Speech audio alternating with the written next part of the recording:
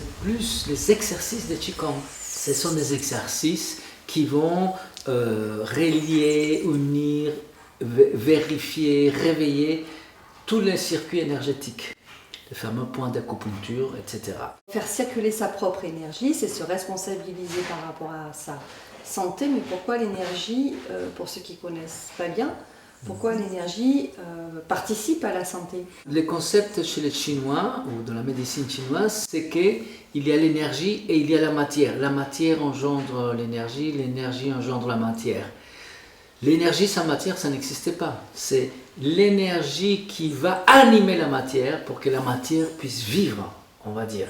Comme l'électricité. C'est ça. Il faut potentialiser cette énergie, la matérialiser, la concrétiser pour la faire élever on va dire, des syntonisations. On se syntonise plus ici avec le cœur, ici plus avec les émotions et ici plus avec l'âme, avec l'esprit. Ce sont des endroits où il y a beaucoup plus d'énergie, beaucoup plus de croisements, des nerfs, des sons, d'énergie. Voilà, c'est pour ça que ce sont des centres. Il y a eu justement un stage déjà, écologie du cœur, en Martinique.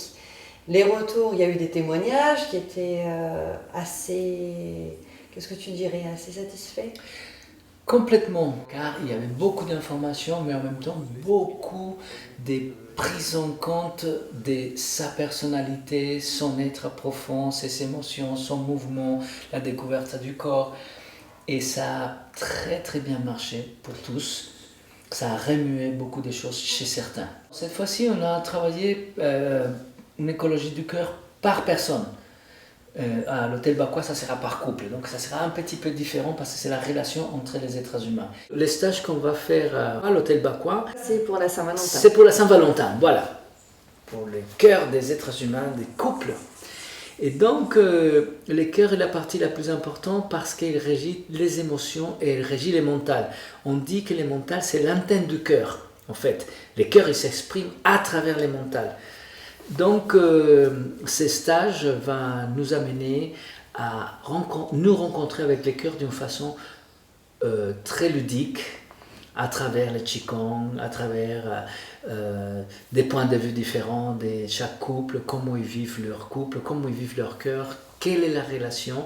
Et aussi, on va se rendre compte qu'en fait, c'est individuel, chaque individu a son cœur. Donc, celui qui ne règle pas son cœur, il pourra mal vivre son couple, on va dire, entre guillemets. La relation va tourner au vinaigre, on va dire, parce que si je n'aime même pas moi-même déjà, je ne peux pas aimer l'autre. En tant qu'artiste, j'utilise une méthodologie très ludique, beaucoup de rire sur soi-même.